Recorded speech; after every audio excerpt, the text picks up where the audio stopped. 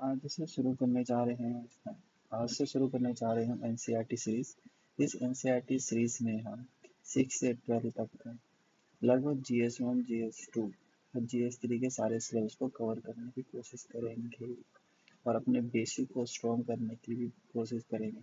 तो सबसे पहले मैं इस वीडियो को हिंदी मीडियम वाले छात्रों के लिए बनाना चाहता हूँ।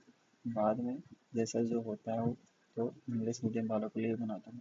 तो सबसे पहले अगर हम देखते हैं तो सबसे पहले हम भारतीय प्राचीन इतिहास को उठाएंगे जो कक्षा 6 से शुरू होती है। ठीक, कक्षा 6। इस किताब का नाम, इस पुस्तक का नाम है हमारे अतीत भाग में। ठीक, तो अब हम देखते हैं इस बुक में कितने चैप्टर है, उन चैप्टर का क्या क्या नाम है, एक बार उसको ब्रॉडली समझ लेते हैं। इसमें टोटल चैप्टर 1 से लेकर के 12 तक है। ठीक, पहला चैप्टर का नाम है क्या, कब, कहाँ और कैसे। ठीक, दूसरा चैप्टर का नाम आरंभिक मानव की खोज में। तीसरा चैप्टर भोजन संग्रह से उत्पादन तक। चौथा चैप्टर आरंभिक नगर। उसके बाद पांचवा चैप्टर क्या बताती है हमें किताबें और कब्र। ठीक, अगला चैप्टर है राज्य राजा और प्राचीन गणराज्य। अगला चैप्टर है नए पर्सन नए विचार। क्या है? नए पर्सन नए विचार। अगला चैप्टर है अशोक, एक अनोखा सम्राट जिसने युद्ध को त्याग किया। अगला चैप्टर है नौवां खुशहाल गांव और समृद्ध शहर। अगला चैप्टर है 10वां व्यापारी राजा और तीर्थयात्री। तो 11वां चैप्टर नए राज्य नए साम्राज्य और राज्य। लास्ट चैप्टर इमारतें चित्र और किताबें। लेकिन इस वीडियो में सिर्फ हम पहले चैप्टर को समझेंगे। फर्स्ट समझने का तरीका ये होगा, चैप्टर में जो वर्ड्स होंगे उसको वर्ड टू वर्ड समझेंगे। उसके अलावा आखिरी में एक एक नोट्स टाइप का माइंड मैप है, वो मैंने नहीं बनाया, वो कहीं से कॉपी किया है। और वो कॉपी करने क्रेडिट उन्हीं को ही जाता है पूरी तरह से, इस चैनल को नहीं जाएगा। और इस वीडियो को बनाने का मकसद ये है कि उन बच्चों का जो बेसिक खराब है उन सभी का बेसिक अच्छा हो जाए। ठीक, तो आओ शुरू करते हैं। चैप्टर 1 क्या, कब और कहाँ। चैप्टर नंबर 1 से। ठीक, ये चैप्टर का नाम, चैप्टर नंबर 1 है क्या, कब, कहाँ और कैसे। ये चैप्टर का नाम है। हम A to Z पढ़ेंगे, कुछ समझेंगे अच्छे से। ठीक, तो रशीदा का सवाल। रशीदा एक गर्ल्स है, वो एक सवाल उठाती है। ठीक, रशीदा बैठी रशीदा बैठी अखबार पढ़ रही थी। अचानक उसकी निगाह एक सुर्खी पर पड़ी, हेडलाइन पे पड़ी। 100 साल पहले। वह सोचने लगी कि यह कोई कैसे जान सकता है कि इतने वर्षों पहले क्या हुआ था। ठीक, ये रसीदा के माइंड में आया जब वो अखबार पढ़ रही थी। एक हेडलाइन में लिखा था 100 साल पहले। ठीक, अब आगे देखते हैं हम कैसे पता लगाएं पुरानी चीजों के बारे में। ठीक, यह जानने के लिए कि काल क्या होता है, कल क्या हुआ था। यह जानने के लिए कि कल क्या हुआ था, तुम रेडियो सुन सकते हो, टेलीविजन देख सकते हो या फिर अखबार पढ़ सकते हो।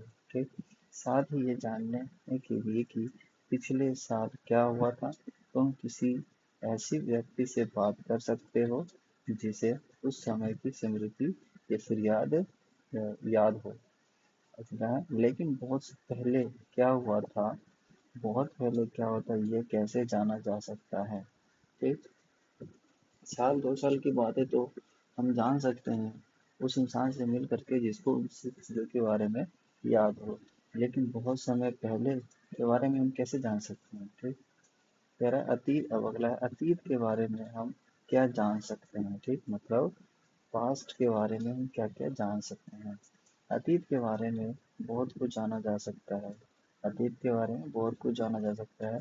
कुछ लोग हैं जैसे लोग क्या खाते थे, कैसे कपड़े पहनते थे, किस तरह के घरों में रहते थे और हम रहते थे, ये सब हम जान सकते हैं।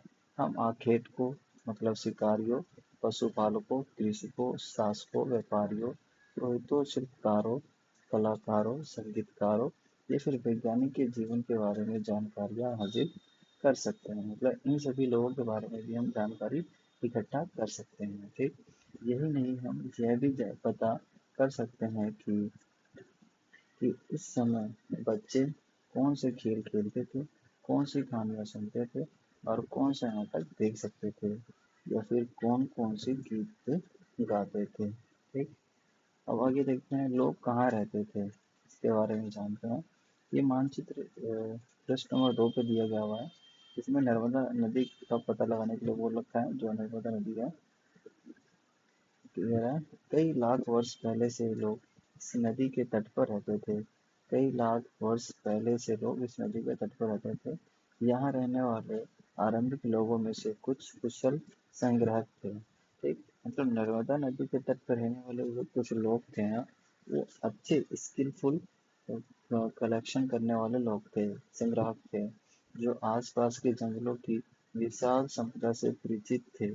अपने भोजन के लिए वे जड़ों, फलों जड़ों, फलों तथा जंगल के अन्य उत्पादों का यहीं से संग्रह किया करते थे। जानवरों का आखेटक शिकार भी करते थे। मतलब जंगलों में जो मिलने वाले पदार्थ है, चाहे जड़ी हो, फल हो, और जंगल से अन्य पदार्थ है, उन सबको इकट्ठा करते थे और साथ ही वो लोग जानवरों का शिकार भी करते थे। ये देखते हैं।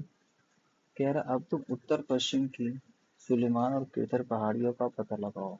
उत्तर पश्चिम की सुलेमान और केथर पहाड़ियाँ, सुलेमान और केथर पहाड़ियाँ, ये उत्तर पश्चिम की सुलेमान और केथर की पहाड़ियाँ है ये।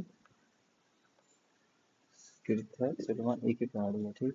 अब पता लगाओ इसी क्षेत्र में कुछ ऐसे स्थान है जहाँ लगभग 8,000 वर्ष पूर्व स्त्री पुरुष ने सबसे पहले गेहूं के तथा जो जैसे फसलों को उपजाना आरंभ किया था। ठीक। आज से 8,000 वर्ष पूर्व स्त्री पुरुष ने गेहूं और जौ को उगाना शुरू किया था। कहाँ पे? सुलेमान क्षेत्र की पहाड़ी के पास फसल को उपजाना आरंभ किया था उन्होंने।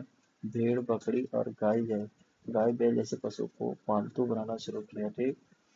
भेड़ बकरी गाय बैल जैसे पशुओं को पालतू बनाना शुरू किया। ये लोग गांव में रहते थे। ठीक है। उत्तर पूर्व के बारे में कह रहा हूँ। उत्तर पूर्व में गारो तथा मध्य भारत में विंध्या पहाड़ियाँ। उत्तर पूर्व ये रहा हमारा, ये गारो पहाड़ियाँ हैं और ये विंध्या की पहाड़ियाँ हैं। ठीक। पहाड़ियाँ हैं का पता लगाओ। ये कुछ अन्य ऐसे क्षेत्र थे जहाँ कृषि का विकास हुआ। इन्हीं जगहों पे क्या हुआ था? कृषि का विकास हुआ था, जहाँ सबसे पहले चावल उपजाया गया था। मतलब गारो पहाड़ियाँ और विंध्या की पहाड़ियों पे सबसे पहले चावल उगाया गया था। वे स्थान विंध्या के उत्तर में स्थित थे।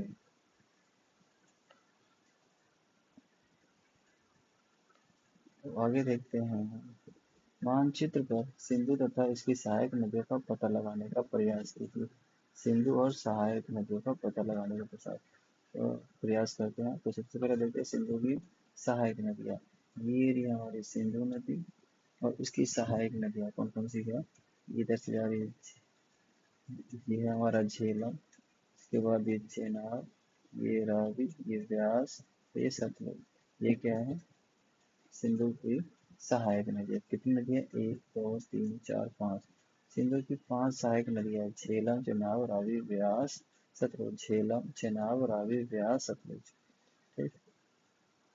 इसके अलावा इसमें आपको हम पढ़ लेते हैं, नदी को देख लेते हैं। ये ब्रह्मपुत्र नदी है जो मानसरोवर से निकल कर के आती है और ये असम से होते हुए यहाँ गंगा मिल जाती है। ठीक। तो ये कौन सी नदी हमारी? ब्रह्मपुत्र नदी। ठीक। इसके बाद देख लेते हैं हम गंगा नदी। ये गंगा नदी है और ये यमुना नदी है। ठीक। और ये अलग अलग नदियाँ, ये हिमालय पर्वत है पूरा। ठीक। ये है चंबल नदी, ये सोन नदी, ठीक, ये है महानदी और ये गोदावरी नदी। ये दक्कन के पठार के पास ये कृष्णा नदी, ये तुंगभद्रा नदी जैसे चली जा रही है। ये पेन्नार नदी, ये कावेरी नदी। ठीक। इसके अलावा ये हमारा विंध्या पहाड़ियाँ, ये नर्मदा नदी, ये सतपुरा के पहाड़, ये ताप्ती नदी। ठीक। और बाकी इस भाग को पूर्वी घाट बोलते हैं, इसको पश्चिमी घाट बोलते हैं। ये बंगाल की खाड़ी है, ये लक्षद्वीप है और ये वाला एरिया अरब सागर है। ये हमारा थार मरुस्थल है। ठीक। और इस तरह से ये तो हमने देख लिया था केथर सिलवान पहाड़ी और ये काबुल नदी है। ये मैप खत्म हो गया।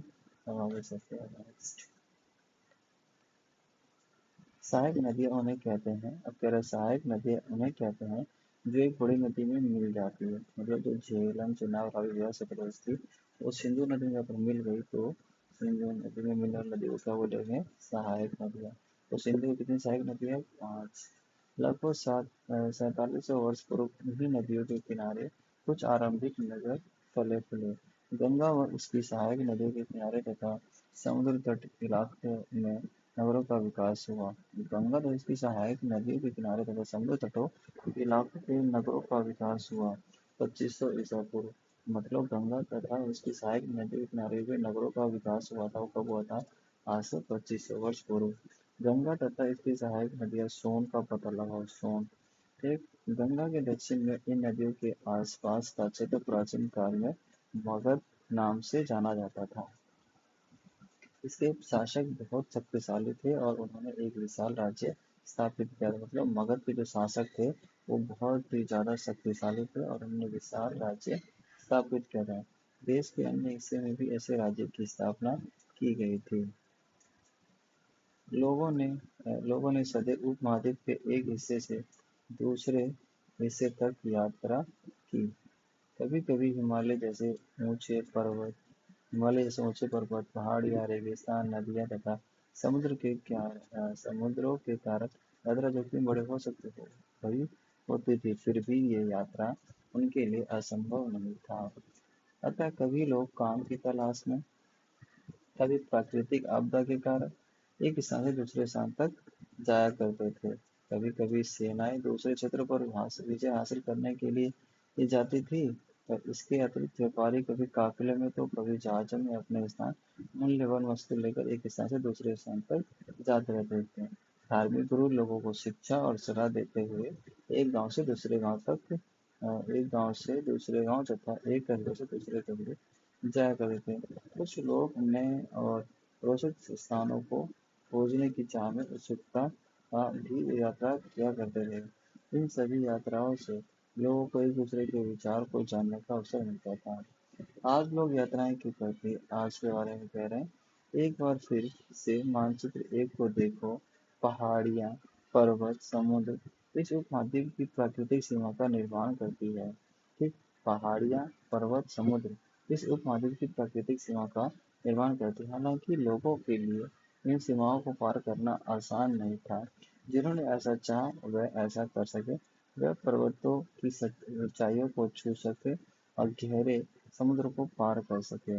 उपमहाद्वीप के बाहर से भी कुछ लोग यहाँ आए और यहीं बस गए।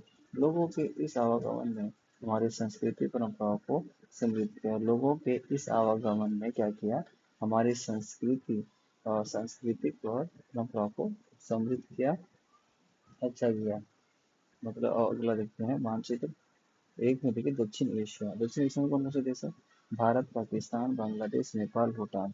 भारत, पाकिस्तान, बांग्लादेश, नेपाल, भूटान और श्रीलंका और अफगानिस्तान, ईरान, चीन तथा म्यांमार आदि पड़ोसी देशों को दर्शाते हैं। दक्षिण एशिया एक महाद्वीप से छोटा है।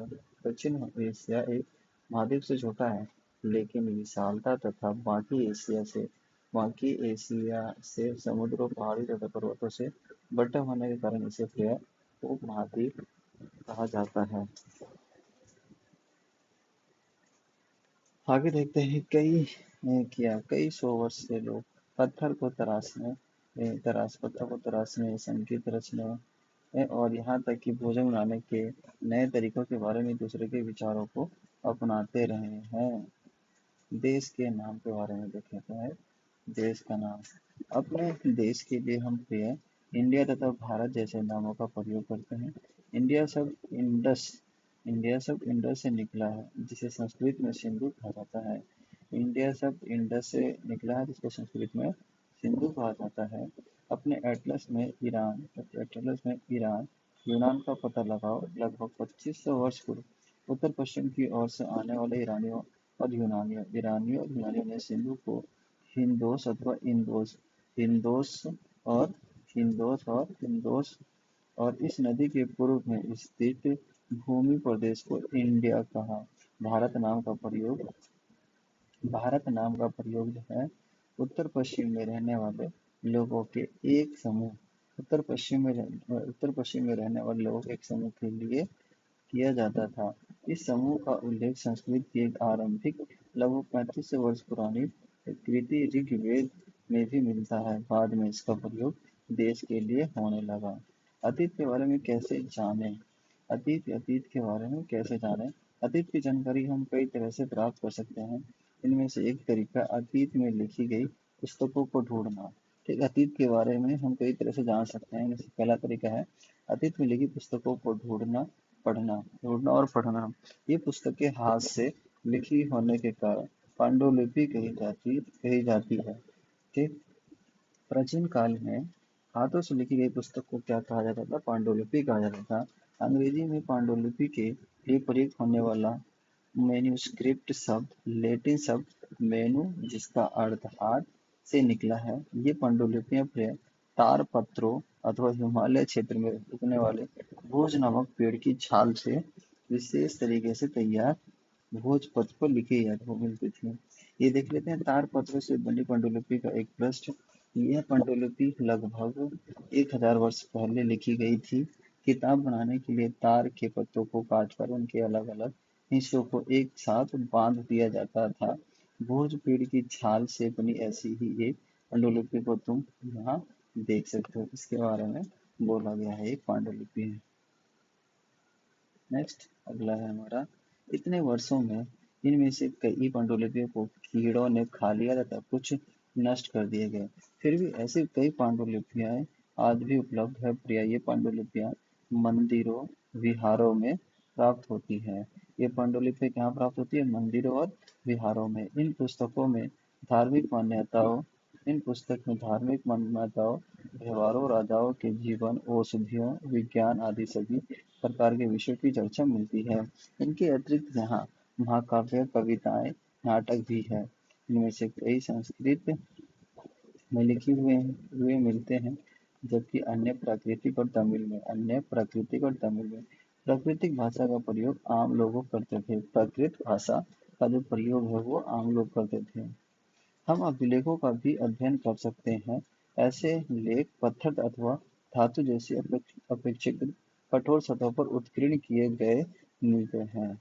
ठीक, अभिलेख वे होते हैं जो पत्थर अथवा धातु जैसे कठोर सतह पर लिखे जाते थे, उत्कीर्ण किए जाते थे। कभी कभी शासक अथवा अन्य लोग अपने आदेशों को इस तरह उत्कीर्ण करवाते थे ताकि लोग उन्हें देख सके, पढ़ सके, उनका पालन कर सके। कुछ अन्य प्रकार के अभिलेख भी मिलते हैं जिसमें राजाओं तथा रानियों सहित अन्य स्त्री पुरुषों ने भी अपने कार्यों के विवरण उत्कीर्ण करवाए हैं। उदाहरण के लिए शासक लड़ाइयों में अर्जित विजयों का लेखा जोखा रखते थे। क्या तुम बता सकते हो कि कठोर सतह पर लिखने के क्या लाभ थे? ऐसा करवाने में क्या कठिनाइयाँ आती थी?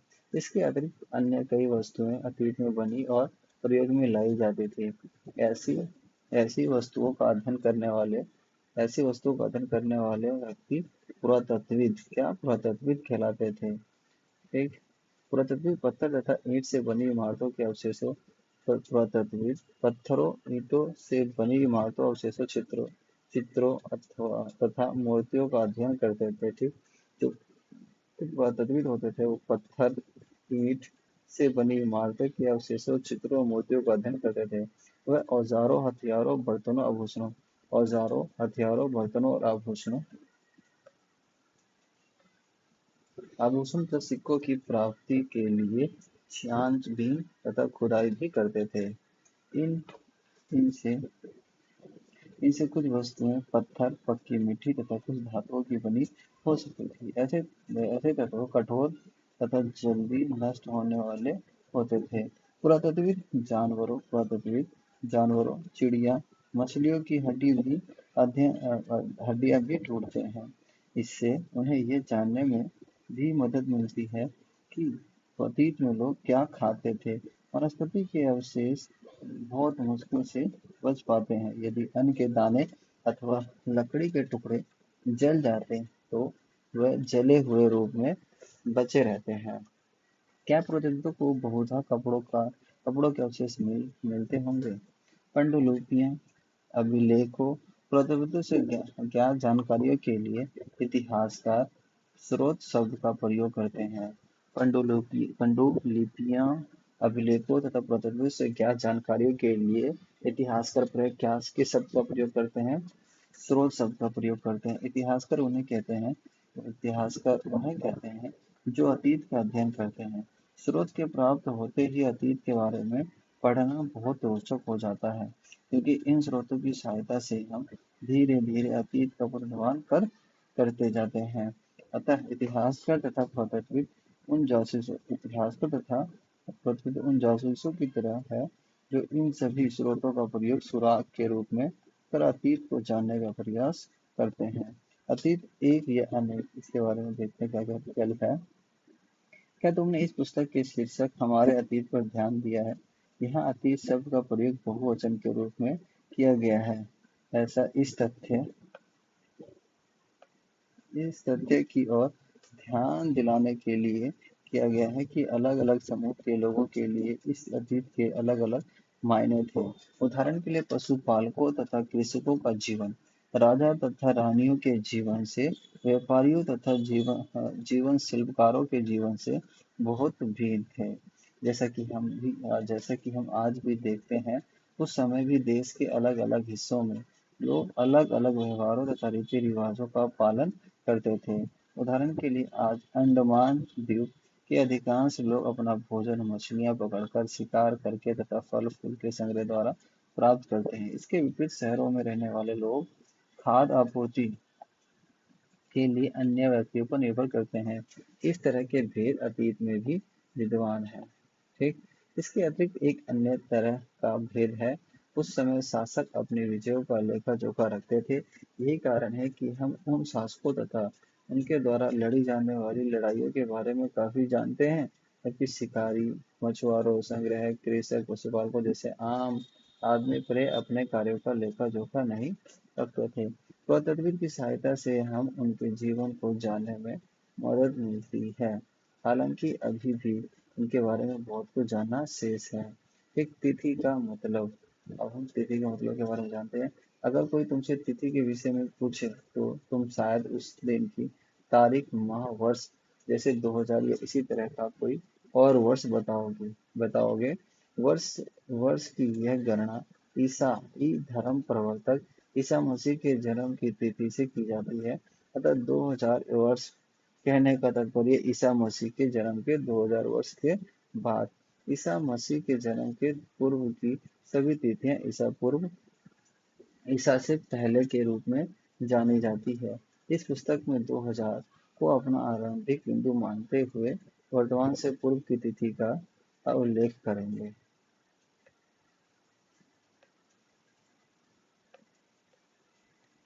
अब हम देखते हैं इतिहास और तिथियां। अंग्रेजी में बीसी, हिंदी में ईसा पूर्व। अंग्रेजी में बीसी, हिंदी में ईसा पूर्व का तात्पर्य बिफोर क्राइस्ट और ईसा पूर्व होता है। कभी कभी तुम तिथियों से पहले एडी, हिंदी में ईस्वी, इंग्लिश में एडी और हिंदी में ईस्वी लिखा पाती हो।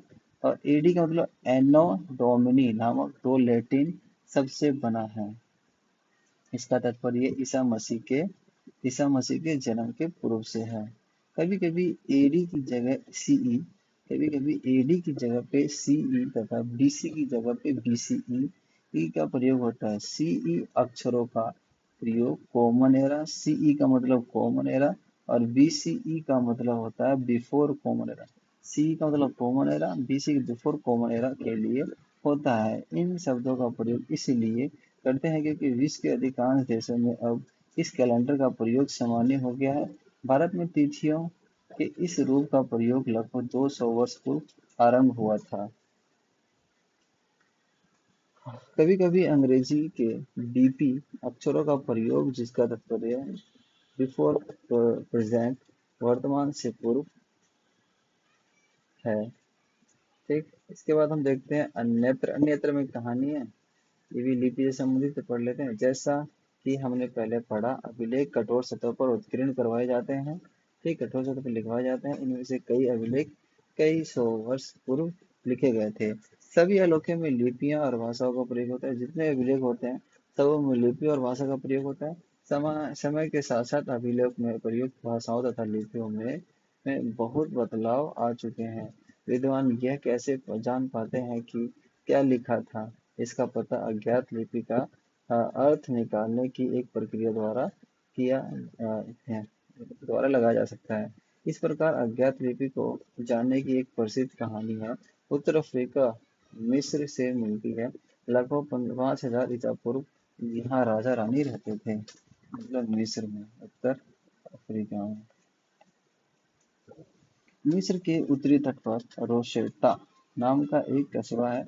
यहाँ से कई ऐसा उत्कीर्णित पत्थर मिले हैं जिस पर एक ही लेख तीन तीन भाषाओं तथा लिपियों यूनानी मिस्र और दो प्रकार के लिपि के दो प्रकार हैं में है। कुछ विद्वान यूनानी भाषा पढ़ सकते थे। उन्होंने बताया कि राजाओं तथा रानियों के नाम एक छोटे से फ्रेम में दिखाए गए हैं।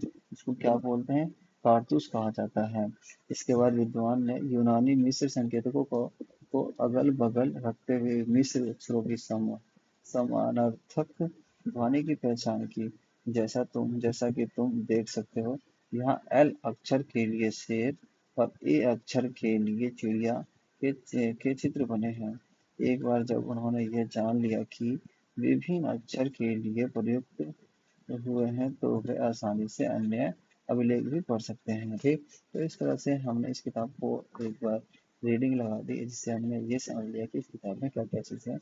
इसके अलावा अब हम देखते हैं इसका हल्का सा एक नोट्स देख लेते हैं। ओवरव्यू टाइप का देखो।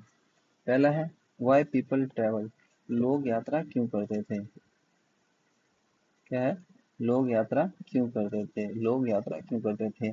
तो रीजन क्या था यात्रा करने के, वो देख लेते हैं। पहला, इन सर्च ऑफ लाइवलीहुड, आजीविका की तलाश में। इन सर्च ऑफ लाइवलीहुड मतलब आजीविका की तलाश में। दूसरा है दूसरा है इसमें to escape from natural disaster, प्राकृतिक आपदाओं से बचने के लिए। To escape from natural disaster, to escape from natural disaster, प्राकृतिक आपदाओं से बचने के लिए। और तीसरा है यहाँ पे army is conquer new territories, army जो होती है वो नए एरिया को एक्वायर करती थी, ये भी जीती थी। सेनाओं का नए क्षेत्रों पर विजय प्राप्त करना।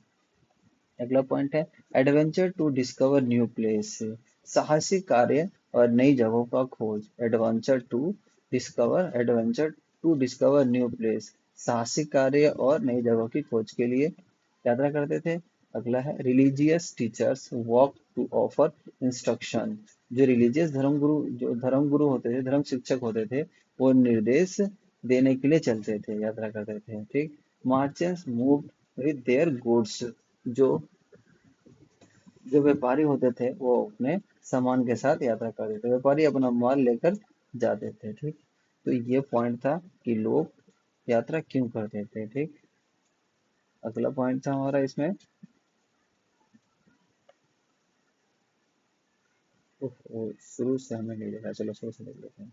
वो हो गया, सो गया, यहाँ शुरू है हमारा starting. What is history? History क्या है? हिस्ट्री के चार शब्द दे रखे हैं, डिफाइन किया गया हुआ है। क्रोनोलॉजिकल अकाउंट ऑफ इवेंट्स, घटनाओं का कालानुक्रम विवरण। घटनाओं का काल अनुक्रम विवरण क्या कहलाता है? हिस्ट्री कहलाता है। Chronological account of event. दूसरा है history tells about past, history जो है वो पास्ट के बारे में बताता है, इतिहास अतीत के बारे में बताता है। Ancient culture and life style, इतिहास जो है प्राचीन संस्कृति और जीवन शैली के बारे में बताता है। अगला helps in present day world, आज की दुनिया में मदद करता है। Helps in present day world, आज की दुनिया में क्या करता है? मदद करता है। अगला पॉइंट है हमारा क्या? What can we know about past, हम पास्ट के बारे में क्या जान सकते हैं? What can we know about past मतलब हम अतीत के बारे में क्या जान सकते हैं। ठीक, अतीत के बारे में हम क्या जान सकते हैं वो देखेंगे। अब हम देखते हैं इधर, पहला है व्हाट पीपल इट, लोग क्या खाते थे। अतीत से हम जान सकते हैं कि लोग क्या खाते थे। क्लोथ दे वियर, कौन से कपड़े वो पहनते थे। Houses they were lived in, और किस तरह के घरों में वो रहते थे। Lives of hunters, hunters, herders, farmers, rulers ना, शिकारियों, चरवाहों, किसानों, शासकों आदि के जीवन के बारे में भी हम जान सकते हैं पास्ट की हेल्प से। गेम्स चिल्ड्रन प्लेड, किस तरह के बच्चे किस तरह के गेम खेलते थे। स्टोरीज दे हियर, किस तरह की कहानियां सुनते थे। सॉन्ग्स दे संग, किस तरह के सॉन्ग गाते थे। अगला टॉपिक था हमारा इसमें का वन पास्ट और मैनी। एक पास्ट है, एक अतीत है या अनेक। ठीक। टू ग्रुप्स, दो समूह होते थे, एक आर्कियोलॉजिस्ट पुरातत्ववेता और दूसरा हिस्टोरियन। ठीक। अब अगला है इसी में ही आर्कियोलॉजिस्ट रिमेन्स ऑफ बिल्डिंग। जो आर्कियोलॉजिस्ट होते हैं वो स्टडी करते हैं किसके, रिमेन्स ऑफ बिल्डिंग के, मतलब पुरातत्ववेता जो है इमारत के अवशेषों का अध्ययन करते हैं। Historians study inscription seals and scripts. जो इतिहासकार होते हैं शिलालेखों, मोहरों और लिपियों का अध्ययन करते हैं। जो इतिहासकार होते हैं क्या करते हैं, शिलालेखों, मोहरों और लिपियों का अध्ययन करते हैं। अगला है वाई स्टडी हिस्ट्री, इतिहास का अध्ययन क्यों करें। ठीक। तो पहला पॉइंट है इसमें, history is like a laboratory for experiment. इस इतिहास प्रयोगों के लिए एक प्रयोगशाला की तरह है।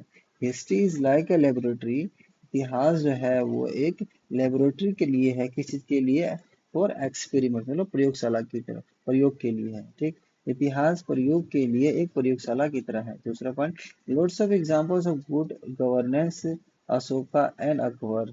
ठीक। सुशासन के बहुत सारे उदाहरण हैं जैसे अशोक और अकबर। अगला पॉइंट है to know about our roots and origins, है ना।